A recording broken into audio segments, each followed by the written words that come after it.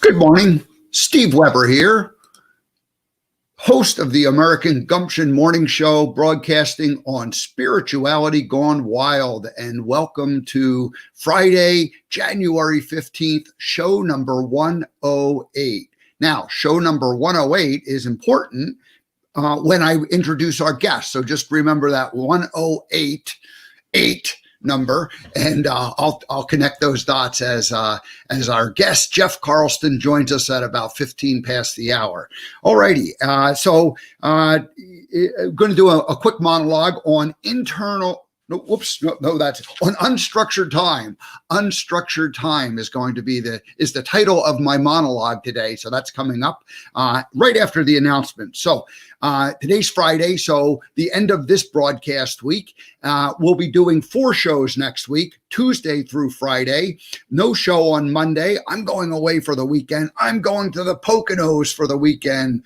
Brother Ken invited me to come up and join him and Trisha for the weekend. So that's what we're doing. That's what I'm doing. And I'll be driving back on Monday. So no show on Monday for me.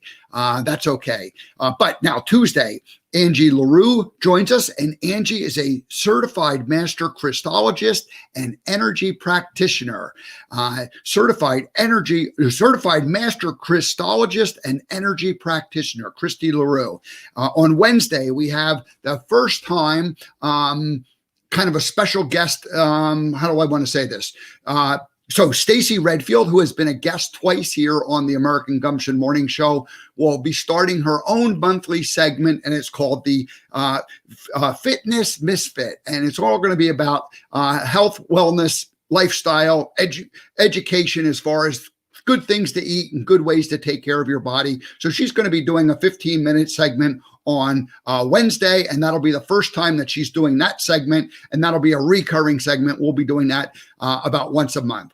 And then that same time, same day on Wednesday, I'm going to have Tammy Joy Lane come back and join me. She was a guest, way back around show number 20 something. And she'll come and update us on her life and what she's been up to. So I'll tell you more about that on Tuesday when I'm here. And then on Thursday, Tamra Oviatt, who was our guest scheduled for Wednesday this week, she's coming on Thursday. She had to reschedule. Sacred Activations is her energy work that she's doing. So we got a little woo going next week. Tuesday and Thursday are kind of the woo factor days. So that's going to be kind of cool.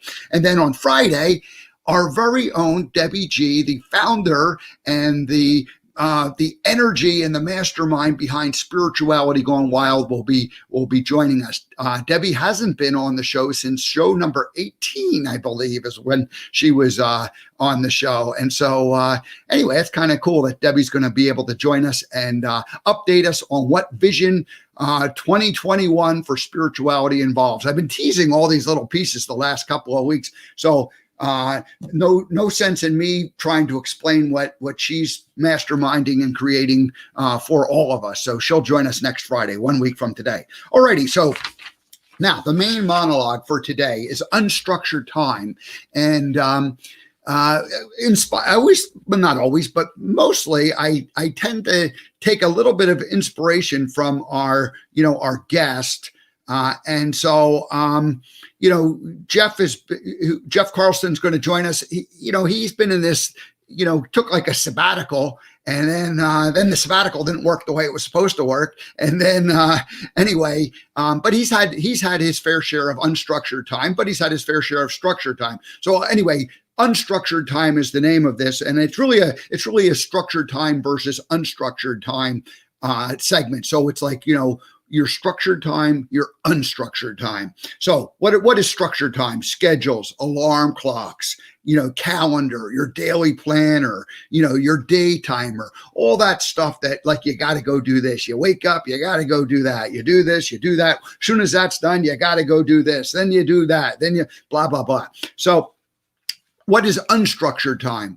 And I'm going to start with calling it, because I mentioned the alarm clock, I'll say natural rising. And natural rising is something my Aunt Teresa said to me one day. This is like 20 years ago or more. She said, "Oh, it's good. It's a natural rising day." And I was like, "Natural rising? It's like a day when you just like you wake up when you wake up, and so it's not like an alarm clock." And so unstructured time is a days where you have natural risings or free flowing, where you're not like, you don't have like, oh, I got to do this and then I have to do that. And, you're kind of like, well, what do I feel like doing now? What do I feel like doing next? And that sort of thing. So anyway, I've been a natural riser for the last 25 years or so. As soon as when I became working for Bubba Gump, and that was 1996. Once I kind of really settled into that routine, and there was structured time around that whole thing, but it was like it allowed me to just do natural rising. So I've been on this cycle of the sun for the last 25 years or so, where I basically wake up when it gets light and I go to sleep when it gets dark, roughly speaking. I do definitely sleep more in the winter time than I do in the summertime. So I think that extra daylight just sort of keeps you a little more energized, and those shorter days kind of puts me to sleep. So I've been on that kind of a schedule. It's not exactly that. I'm usually up before the sun comes up in the winter, and I'm, but I go to bed sometimes before the sun goes down in the summertime. So anyway, that's natural rising. All right. So structured versus unstructured. And I've done both of them in my life. I've done, stretches where I've been very structured, and I've done stretches where I've been unstructured. So some of the structured times is, when I mentioned I was working for Bubba Gump Shrimp for a long time. And, I worked 3 or 4 days. I either worked Thursday, Friday, Saturday, Sunday, or Friday, Saturday, Sunday, in the winter months. And I had to be on from noon to 5 p.m. And I was either in San Francisco or Monterey. So it was like a structure in terms of, okay, you got to leave at a certain time to get there by noon, ready to go, blah, blah, blah. Afterwards, you drive home, blah, blah, blah, that sort of thing. And so that went on for 15 years. And it was, it was very structured. It was very structured, although not necessarily like an 8 to 5 job. But for the 20 years before that happened, from my late teens into, my late 30s, I had a period where I had traditional jobs, Monday through Friday, 8 to 5 kind of thing. And, I did that routine all along. 2 years ago, I set my alarm for 4 a.m. For about a 2-month period. And I got up and I wrote every day. And I ended up writing the life lessons from the movie Forrest Gump. Still have not published it. It's sitting there. It's ready to go. And it will go at some point. It's going to probably be slightly different than the version that is written. But I ended up taking a 2-month period, set the alarm for 4 a.m., got up every day and just wrote until about 6 o'clock. And why did I do that? Because it wasn't working where I was able to write, like when I was in that other routine where I'd get up at that natural rising time and, drink my coffee, and then you sit down and, the momentum just didn't work. So anyway, I did that routine, and got the book written. And then unstructured time. Like I said, the last 25 years, I've been doing this natural rising thing, sleep more in the winter, less in the summer, follow the sun. And the 10 years that I was in Montana, I had a lot more unstructured time than I had ever had in my adult life. That's for sure. And what did I do? I ended up doing a lot of, writing. I did a lot of daydreaming. I did, a lot of creating and learning new things, learning new skills, meditating. Started my meditation practice and learned that in Montana. So it was that 10 years was, I call that 10-year period in Montana time for healing and for learning and rejuvenating, and so it was a wonderful, wonderful time. But like I said, a lot more unstructured than structured. So then the last 3 months in Montana became highly structured because I had to get rid of everything in order to get out of there by October 1st. Didn't even make it. I made it October 6th. So, what did I do? I had to get rid of things, sort, decide, list things for sale, putting things up on, Craigslist and yard sales and cleaning. And it was like it was actually not much fun. It was a grind to get that all done. And then when I arrived in Pennsylvania in late October, I spent the first 2-3 months, certainly November, December, in more unstructured time. I was piddling around doing stuff, but it was pretty unstructured for those first couple months. January came along, this is a year ago, began getting more structured. February was getting more structured. Ended up going on the trip in March, when COVID ended up hitting, the RV trip that I was on for a couple of weeks. And then, the project that I was on got canceled, and, ended up, and coming back, flew back at the end of, at the middle of the end of March, and, the airport was empty. It was crazy. And then I was in lockdown mode here, for a couple of weeks, isolation. And, but after that, April, May, June became more and more structured in terms of what was going on, deciding on my tech tools and building the website, and the CRMs changing over. And so the technology thing became and I was getting more and more focused, so I was moving from that unstructured to structured time, and it was really mostly self-disciplined, that I did. Then the schedule, or I should say, then Spirituality Gone Wild, the American Gumption morning show started August 3rd. And, I've been on a pretty highly structured schedule ever since then. So doing this show essentially 5 days a week, Monday through Friday. And so 10 a.m., boom, comes around, and you go live. And so now what do you do to get ready for that? I've got this routine where I get up. I still do mostly a natural rising, get up anywhere from, 6:30-ish, to maybe 6:45 time frame. And then by 7:15, 7:30, I'm sitting here preparing for the show, do about an hour worth of prep, go down, have some breakfast, come back up, do that last hour of prep.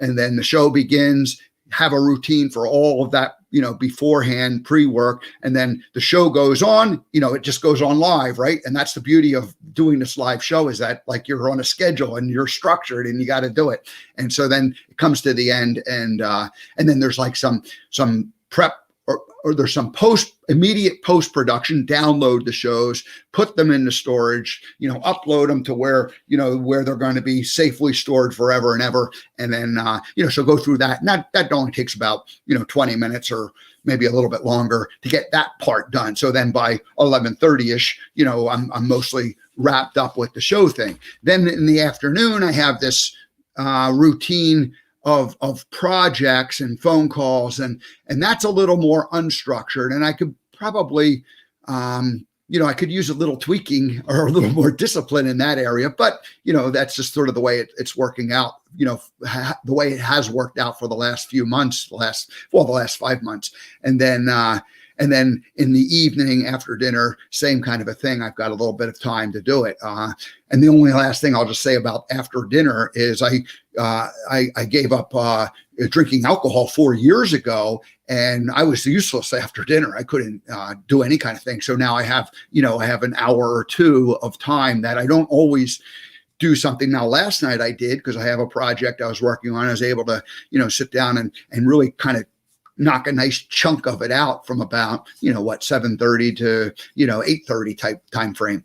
Alrighty. So that's just talking about the structured time of the last 6 months. So the wrap this up, this structured time versus unstructured time, is that there's balance. It's just balance you need balance in both of them. And for me, if I have too much structured time, I kind of get the feeling like I don't have time to think.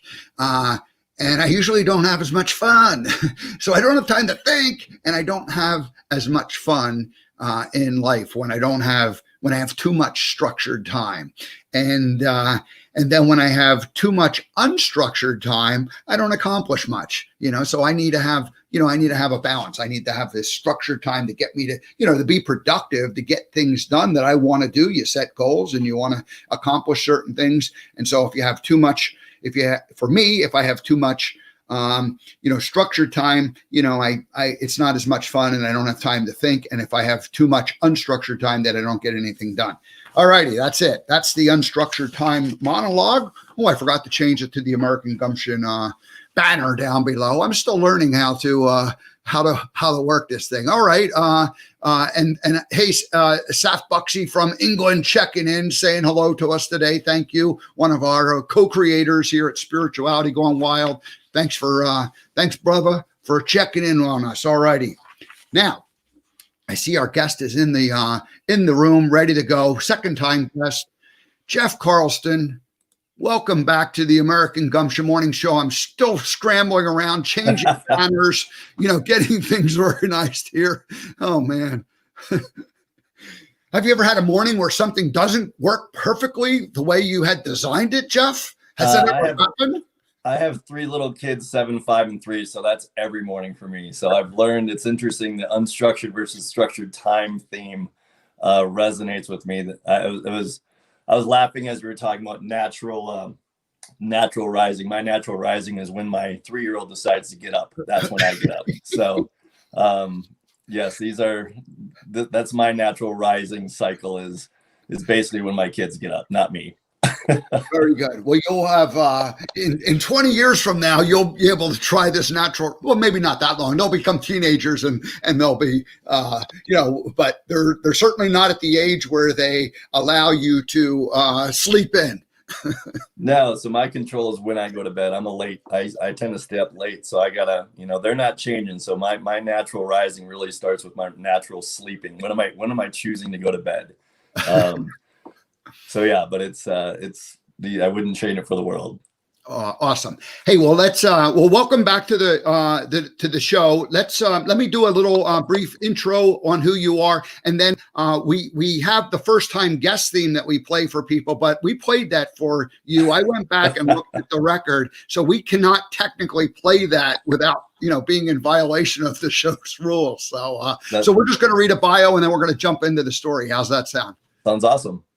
Good. So Geoff Carlston is a coach, leader, storyteller, husband, and father to 3 young boys, ages 7, 5, and 3. And I was thinking the 7, 5, and 3 were from last summer, so I wasn't sure if they had any of them advanced in age. No, they're still that age.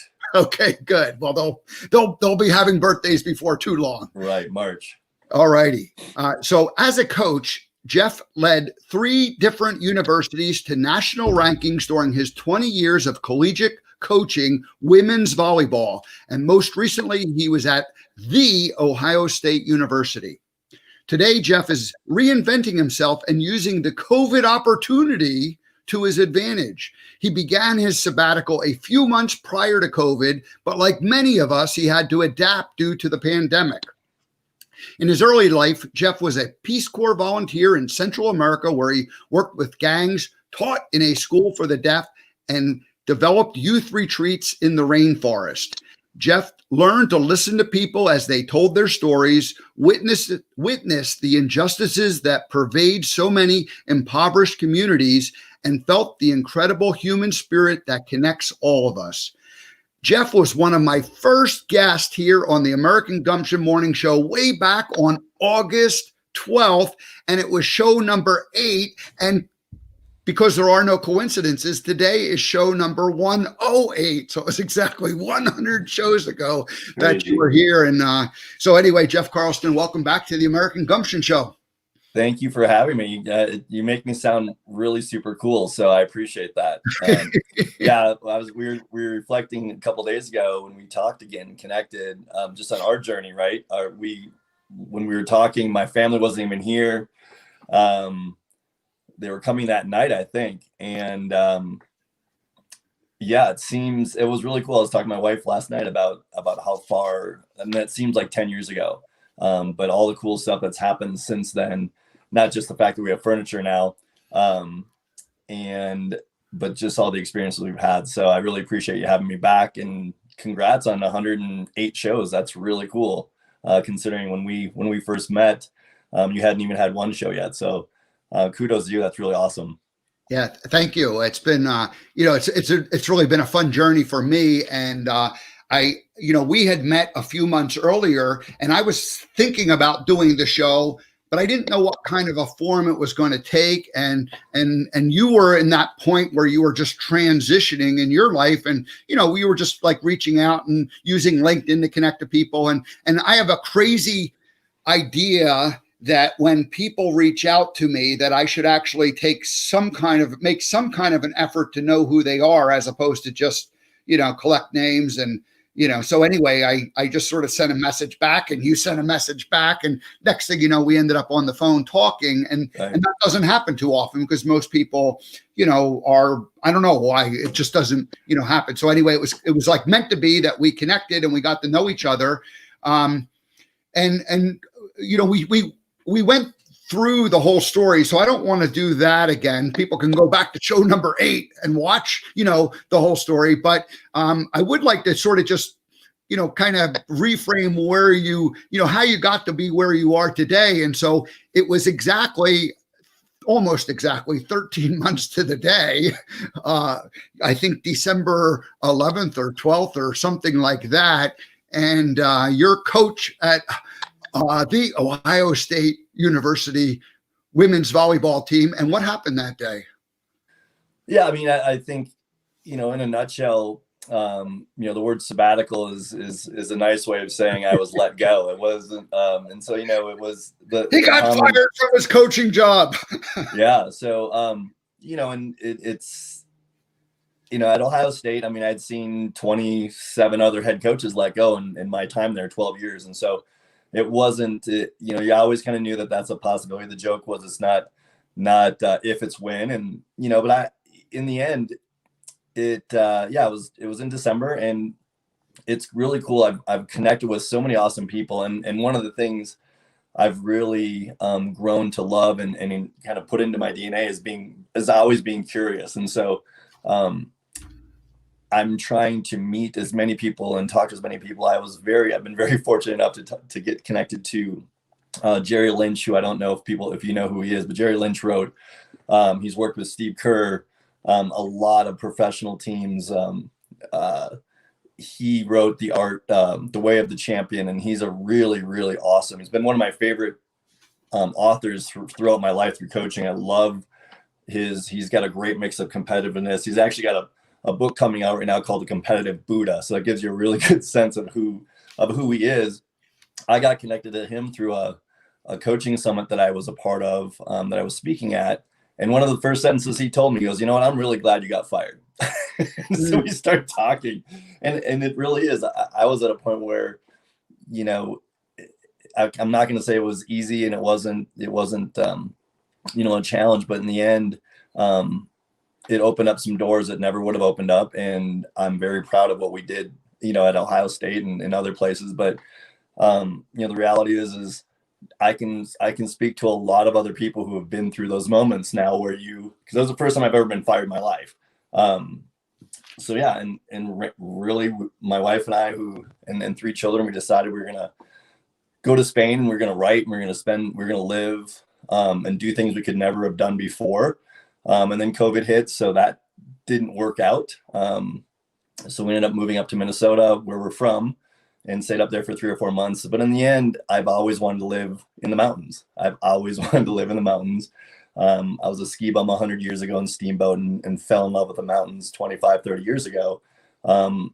So we just got together one day, and long story short, I drove out here, found a place, and we live in Evergreen, Colorado, and we go skiing Mondays and Thursdays with our kids, and hike and bike. And that first night that I talked to you, I told you that night, the night my family showed up, we actually had a mountain lion got into our neighbor's house, like not around, but got into our neighbor's house. So we are in the middle of the mountains. It's been a great journey. I've met some incredible people. Serendipity, I think, is a real thing. As long as you're following that path, right? And for me, the reason we ended up coming up here is I knew I wanted to coach or lead, start a business, which I'm doing right now, based off of following and creating your hero's journey and acting out of love, not fear, and following your heart. And I knew if we didn't come out here, how can I speak to it? How can I speak to others about taking risks and following your heart and following your passion, and creating your journey if I wasn't willing to do it myself? So it's been an adventure and awesome. And yeah, it's crazy to think back 6 months ago when we first talked to where we are now. So Right. it's been awesome.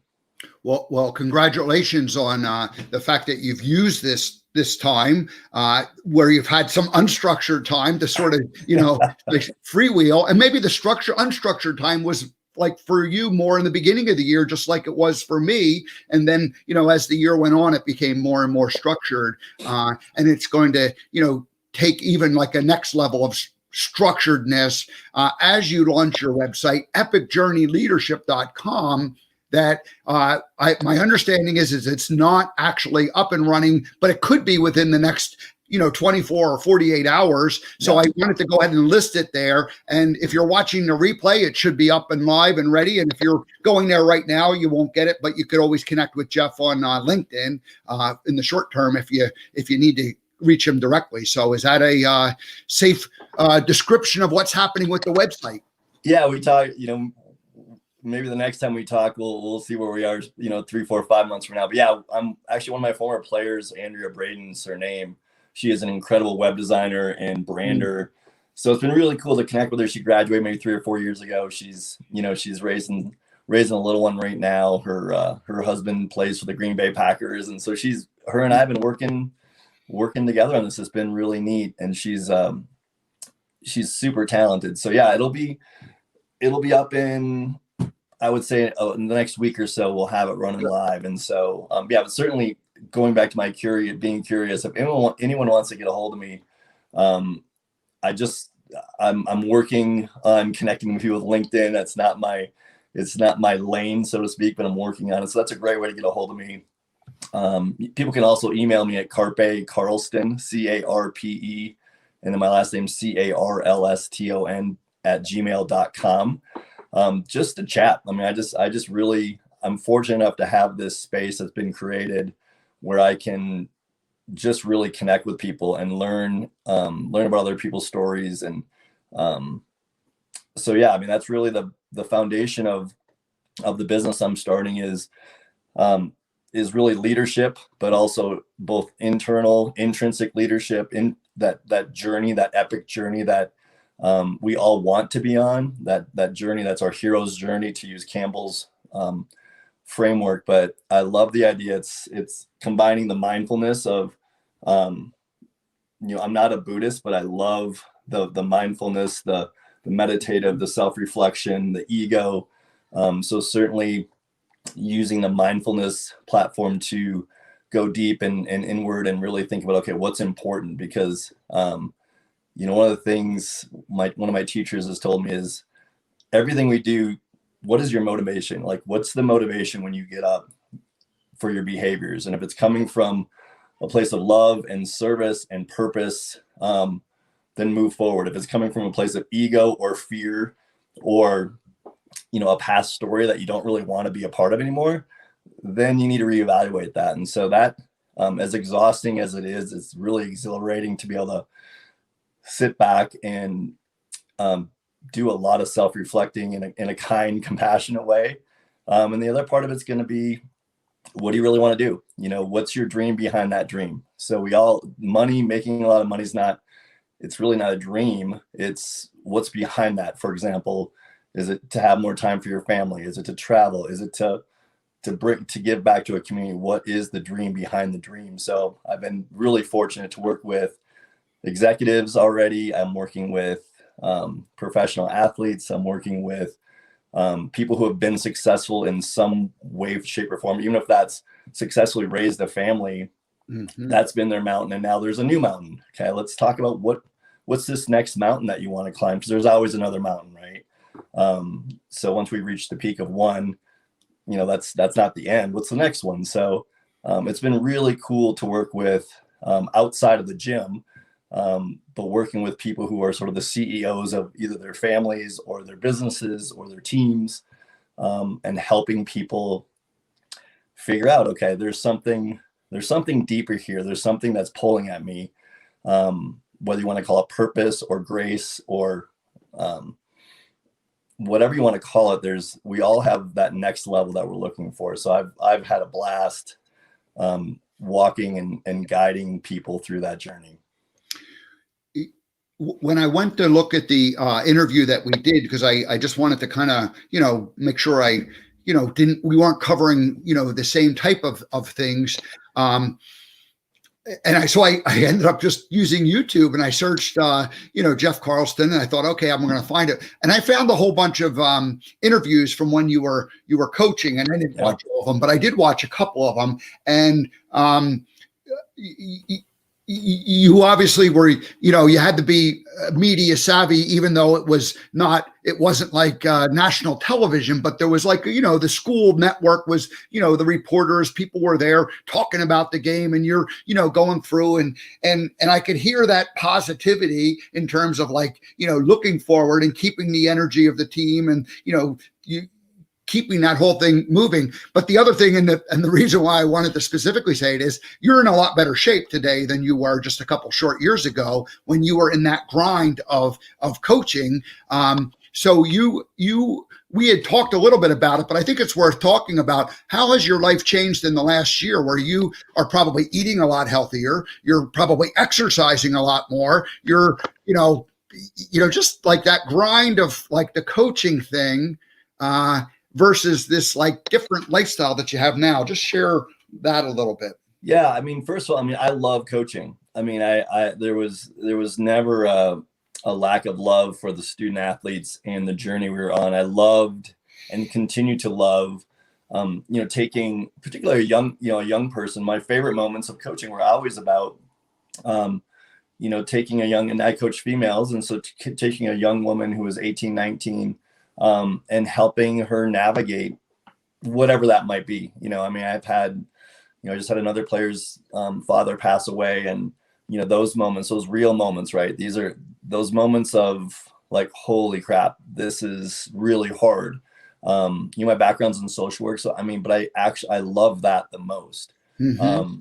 And I also loved taking a group of people, I would say taking a group and forging them into a really high functioning, trusting team, and you had to do that on, in front of 5,000 people and another million people maybe watching on TV with the Big Ten network. So you had to do it in a really high stress, high impact arena. Right. And helping these young people navigate that. And my staff, I really enjoyed that. The part that was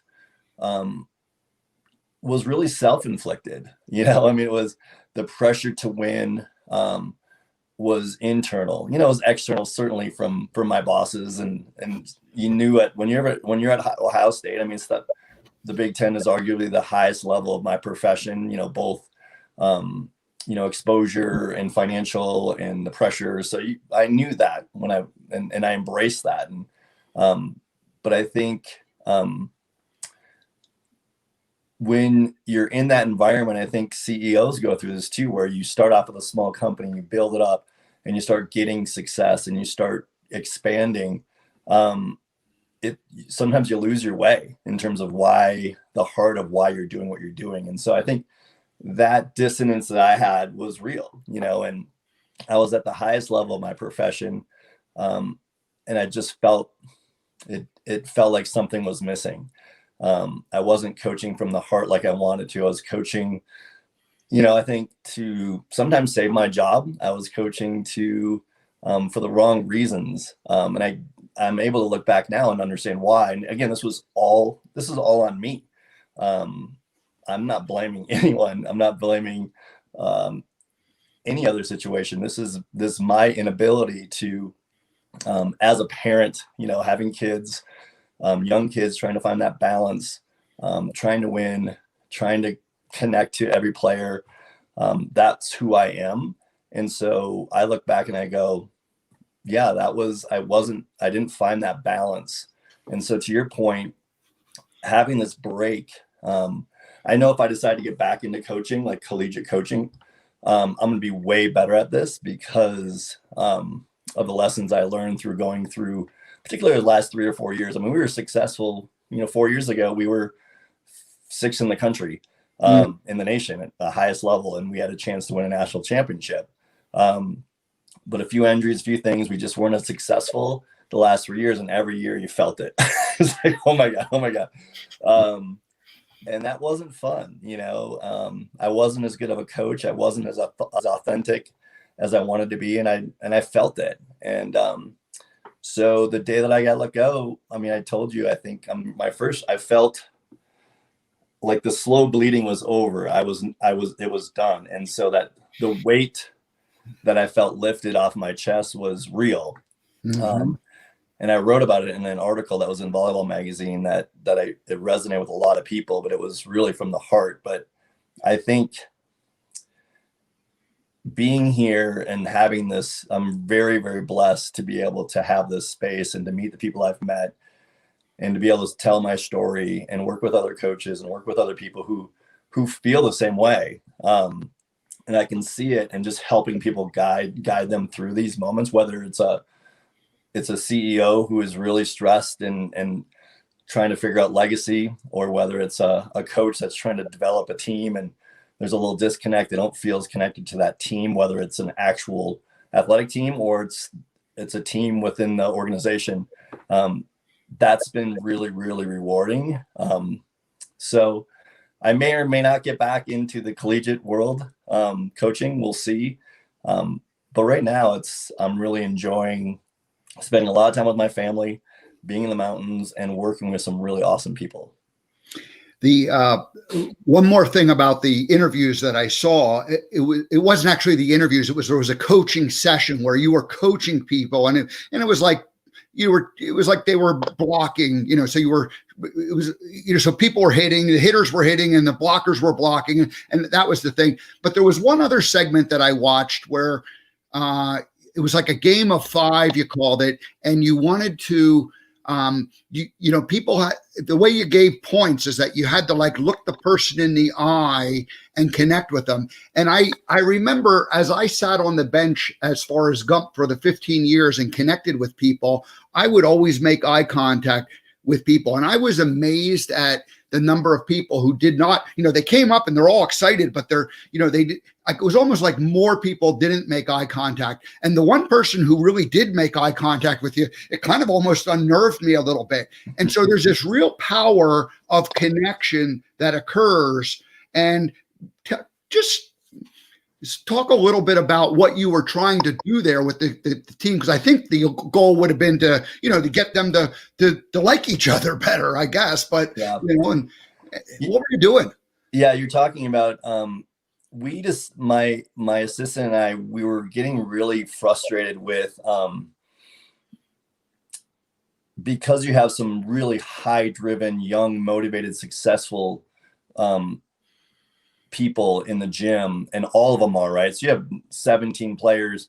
They've all been the best players. I mean, they were always the best player on the team, the best player they were high achieving in the classroom. And so we decided to create a drill that it wasn't outcome based, right? It wasn't like win or lose necessarily. Although that was important. And that was clearly important in terms of being in the Big Ten, but it was called the culture drill, plus 25 culture drill. And so it was collaborative. So we'd have 2 teams playing against each other, and you just would play and you try to win the points. You're playing the game the right way. And then at the end you would say, okay, let's talk about what you saw. And so it was really about finding those moments, the life within every single point is how we called it. So whether you won the point or lost the point, there were some really good things happening within that point. So let's just say we were trying to hit the ball down the line, which is challenging. It's not as easy as it sounds. And one of my players go up and go for it and hit the ball out of bounds by a foot, but down the line. We would recognize that. And one of our teammates would say, hey, Susan, I love the fact that you went up there and you went for it. You missed it, but I love the fact that you went for it. You took that chance. And that was a culture moment, right? And to hear from a mentor, from a peer, was really super powerful. Or just that connection in the middle of the huddle, right? In between points, the eye contact was very important, because that was the moment to sort of take that time within a team, slow things down, connect, remind ourselves what we're doing, and focus on the next point. So we spent a lot of time on the culture and the life within the point. So, and it was great. We would do it every morning, before every practice we'd start it. And we would also say, when someone recognized it, we'd use first person. So like, it wasn't like, hey, Susan, she did this. It was always, no, you're talking directly to her, which was awesome. And then the player would always say, hey, thanks, I appreciate that. So there was an interaction that was going on. So it was building life skills, and, whether it was eye contact or your language, or first person versus third person. And it was really, really, I love it. It's my favorite drill. I'm so glad we actually presented it at the national convention a few years back. And it was, I think a lot of people are doing it because it just allowed you to learn. You were learning, and you were also learning that even though maybe I didn't get a kill, what I was doing was a growth mistake. It was something that I was taking a chance on, because the fear of mistakes, especially in that age group, is incredibly high, and so, but you can't win if you're being safe, right? And this is sort of life lesson. So the whole purpose of the drill was to build a different relationship with failure. And if we were going to make a mistake, it was going to be an epic. We have to use that word again. You're going to go for it, and you're going to make mistakes. But if it's a growth mistake, meaning you're being aggressive, you're being mindful about it, we're going to embrace that and celebrate that mistake. And so the transformation of how we as a team handled and had the relationship we have with mistakes, that's the whole point of that drill. So I'm glad you brought that up. It's one of my favorite things to do. And frankly, we bring it into everything we're doing here, whether it's with CEOs, and because if you're safe, you're not going to grow. Yeah, I was thinking you said about an organization and a CEO, is really just a person who starts a business, and there's a couple of people around him, and then next thing you know, it grows a little bit more, and it grows a little bit more, and then all of a sudden it catches fire, and there's this whole big business around it. And that person who, like, a few short months or years earlier was in a position where they were just an ordinary person starting a business with a dream, and now they're suddenly running a company. So that pressure builds up, and how to do it and how to handle it. And, going from, like a small time environment to a big time environment very quickly is a real challenge. And so I guess that's, and I love the idea that, this epic journey, that just talks about epic is big, right? And the journey is really what it's all about. And so, where do you want to, I guess I'm not sure what the question is. I'm just acknowledging what you're doing. Well, I think your point is really well taken. It's been fascinating working with people who are, multi-million dollars in the executive, in the business world, and sitting down and talking about these very things, right? It's if you want to think about return of investment, right? If you can build trust, and trust comes from sharing your story. I firmly believe in the power of storytelling, right? Not just the hero's journey, but one of the foundations of what I like to do and how I like to live as best I can is being able to listen to other people's stories. Where did you come from? Like, Steve, you and I, that's how you and I connected. Like, we exchange stories, like, but asking curious questions, and maybe being the first person who's actually ever really intently listened to that person. If you think about it, right, we're always thinking about what we want to say next. And, but being a really powerful listener so that someone can tell you their story in an authentic, real way. And I found that I need to do that too. I need to tell people, like, yeah, I got let go. Like, I'm not going to let people think, oh, Geoff just was on a sabbatical. No, I got fired. And I talk about that, and I don't hold that stuff back, because I find as a leader, whether it's of your company, or if you're the head coach, or, a father or a mother of a family, if you're just sifting through and telling all the peaks and not talking about the valleys, not talking about the hard stuff, the scars, the scrapes, the bruises, then people can read that, and you're not being authentic, and you're not going to ever let them, they're not going to tell you their story if you're not going to get into your story. And so that's the first step. And the second step is then, okay, now we've done this, we've built up some trust. Okay, where are you right now? Like, where are we right now? And that's why it's so cool to have 100 shows later, you and I talking a couple of days ago about where we are right now. But that's all about where we're going, right? Mm-hmm. If you can't share your story of where you've been, if you can't share your story in an authentic way of where you are, then how are you going to talk about your dreams? You know, how can we really get into that? And so I think as a CEO of a company, if you can create that feeling, a lot of people want to call it family or whatever, but really it's talking about trust, right? And if you want to retain people, if you want people to stay within your business, even as you grow, the key is really about creating that feeling that, well, we're really in this together. And that's why I love the mountain analogy, like whether you want to call yourself a Sherpa or a guide, you know, but if you're the head of a company or the head of whatever entity you're a part of, people will follow you if they believe, if you've allowed yourself to be vulnerable, and if they know when stuff goes wrong that you're going to be there. You know, you're going to be there in those moments. And I think that's been really cool. It's been really cool to see that, whether you're talking to a CEO of $1 million, $100 million company, or the head coach of a Division III school, or someone who's starting up their own business, it's the same stuff, right? I don't know. I've never run a $100 million company, but I do know how to help people how to be a bridge to help people build that culture and that trust. Because I had to do it every year with a new group of people at a high level in front of a lot of people who are judging you constantly. And I wasn't perfect, but I really enjoyed and loved the journey. So I think that authentic storytelling to me is super powerful.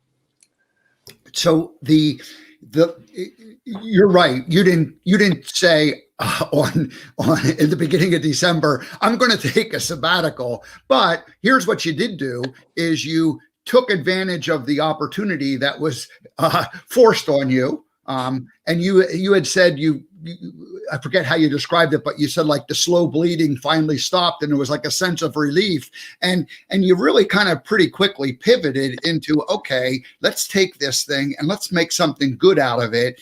And then of course it didn't, the idea of going and spending a few months in Spain and then, using the RV to travel around and see all the national parks, none of that was able to happen because of what happened. So you were pivoting, but think about the 3, 7, 5, and 7-year-old, the 3, 5, and 7-year-old, they probably have had the best year of their life this last year. Well, and I think really what you just described is life. I think COVID, the pandemic has really just put it in our face that life is impermanent. I think for many, many of us, I know for me as I was moving along, and there was stresses and this and that. And, whether it's fatherhood or whether it's your job or whether it's, trying to find purpose, whatever, these are human attributes and have always been human attributes. And what the pandemic has really done, and I think if you want to look at it, I think it's been an absolute gift, is you can no longer plan 2 months ahead without thinking that things might change tomorrow. Yeah. And I think that it has allowed us, if not everyone, but I think if you allow it, if you really take a step back, whether you've lost your job or whether the pandemic has taken some from you, something or someone from you, the lesson is that life is impermanent, and that if you can look at that in a positive way, it's stay present, be grateful, do things with grace, serve others. That's what 2020, I think, is the lesson. And I wrote in my article, if we're going to talk about 2020 as being, and the pandemic as being unprecedented, right? That's the word that keeps getting used. It's unprecedented, which it really isn't. But if you look back in history, but if we're going to use the word unprecedented, then we can act and respond in kind, right? We can act in unprecedented ways. We can learn and be curious on a whole nother level than we were when we were sort of on that autopilot, because we can't unlearn and unknow what we know now, which is there's uncertainty every single day. Fatherhood shows you that, but certainly the COVID and the pandemic and all the tensions politically. I mean, I think this is a really incredible opportunity for leaders to step up and to lead in ways that 5 years from now, people can look back and go, wow, my legacy is how I handled these moments. Because I think a lot of people aren't getting these lessons. So if you can be a leader, a CEO, and this is what I love to talk about within my business is, okay, let's get into this. Let's be real. Let's talk about what the pandemic has exposed, but also what it has given us. So the sense of impermanence has always been there. I mean, we kind of know that, live for today. But COVID has really allowed us, if we have open hearts and open minds, to really take that in and make that a part of our DNA. And as leaders, as humans, frankly, that's the most important thing we can take from all this. You talked about trust, and the other thing that is going on right now is there's an awakening that the institutions that we've trusted over the last 20, 30 years and kind of took for granted. And you used the term autopilot. Excellent, an excellent term. We were, so now we've been what do we really believe, and do we really trust, the stories that we've been hearing and about what the future is, or do we, do we learn to trust ourselves more in this time and reconnect with what is that inner knowing that, we've allowed external people to maybe dictate, where we're supposed to go with this and what we're supposed to believe. And anyway, so I think I agree with you that there is a massive opportunity for new leadership and for new ways of looking at things. And clearly the ways that we've been doing things need to be re-examined and reinvented, at least in my humble opinion. Well, yeah, I think, aside for me, I mean, the ability to get information, at the touch of our fingers, and information is in the eye of the beholder, right? So for me, and my wife and I talk a lot about this, this is hard, but really, every single day I'm going to meet how many people today, whether it's on the phone or whether it's you or your viewers or someone walking down the street on a hike, I'm going to meet people. And so what we can do and what we have control of and what is not impermanent is how we go about our daily business. And so first and foremost, my focus is on my family, right? My locus of control, right? Mm-hmm. I need to live with intent with my 3 kids, with my wife, with my direct family. And I want to come from a place of love, not fear.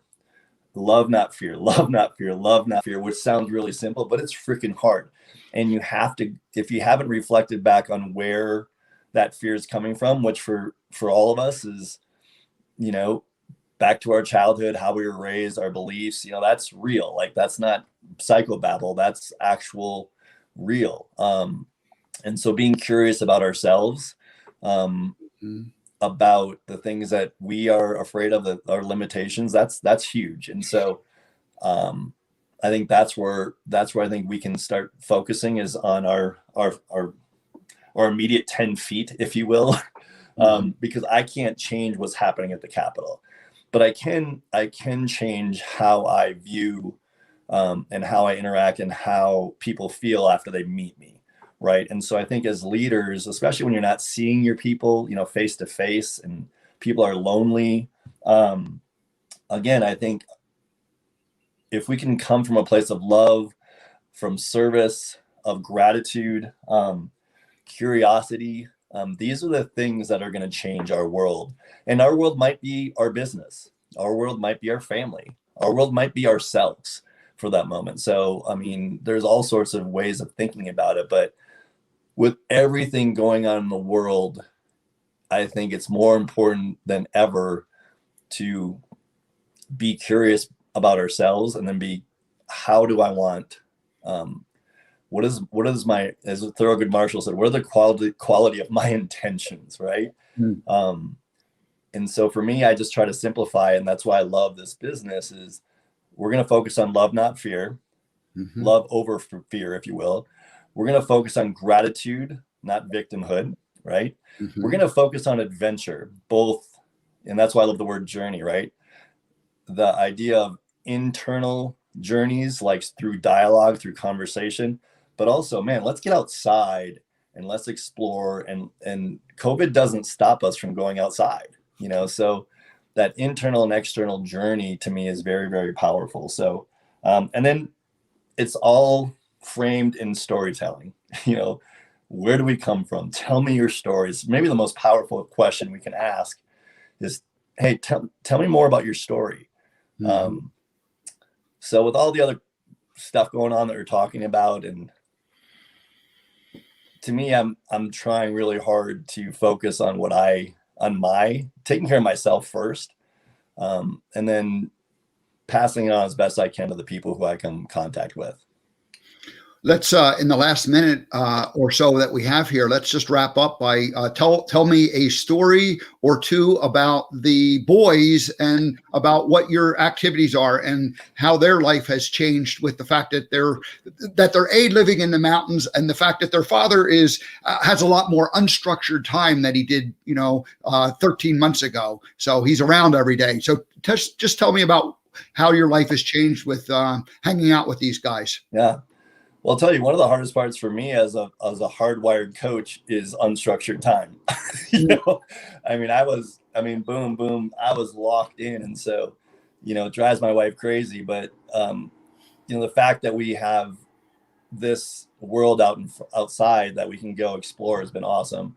One of the ways we got to the idea of epic journey, the name of our business is, especially my 7-year-old, we'd go biking, and that was his word. We would talk. He's like, that was epic, Daddy. That was epic. We'll do toasts at dinner. That's his word. When we do toasts, at the dinner table, he uses the word epic. And so I'm like, what, it's a great word. I'm sure I told him about it when he was younger, but the idea of what we're going to try to do every single day is be epic, which can mean like really climbing a mountain, like doing something like in that word, but also can be, you can find epicness in the day-to-day little things as well. Your interactions, your conversations in my opinion, can be epic. Another word for epic to me is transformational. So we'll go do every day. We're doing something. Yesterday we went skiing at Vail as a family, and the wind was going about 100 miles an hour, and it was crazy, but we had an epic day. So I figure if my kid can feel like they had an epic day, I did okay for that day. I was thinking they'll look back on this year as like, one of the most memorable fun years. And so there's just a perspective, here we are kind of locked into our, beliefs of the way everything is. And then this year's been like, this big super challenge and disruption. And for them, obviously a limited time perspective that they've, been experiencing. But for them, it's been like, this has been the greatest year of their lives. Well, and I think the idea is not just to be a finite amount of time, right? I mean, everyone thinks, that's the beauty of what's going on so far in 2021. Anyone who thought that 2021 was going to be like chill, I mean, that's just not how things work. So for me, this year and all that it's encompassed, and it's going to be, first of all, it's going to be a great story to tell. But it's also just a jump point for the coming time, the future. So I look at it as a foundational stone for more epic journeys with these guys. So, super. But certainly it's been an interesting year in a way to be able to lock in and focus on what's important. All righty. Well, if anybody is listening live and wants to contact Geoff, I put the email in the comment section so they can reach out to you that way. EpicJourneyLeadership.com will be launching in the next 48 hours to 1 week or somewhere. It's like it's close. It's coming. It's coming. So if you're watching this, if you're watching this on a replay, then it's probably live at that point. So anyway, thanks an awful lot, Geoff, for coming back and joining. And I don't know, maybe we'll have to make it like show 208. We'll bring you back again. Who knows how it'll all work out. Yeah, every 6 months seems like a really good connecting time for us. So let's look at get some on our calendar. But yeah, and don't hesitate to email me. It's been one of the coolest parts of my last 6 months is just talking to people who just want to chat and share stories. And so don't hesitate to reach out to me. I'd love to be able to connect. Yeah, I think, and that's a good lesson for everybody. And someone who's feeling a little bit isolated, because I've been in groups that, people are really in a lot of pain and they feel very isolated. For me, and for you, we had both disrupted our lives in 2019. So we, when this massive disruption hit, both you and I were already, our lives had already been disrupted pretty radically in 2019. So it wasn't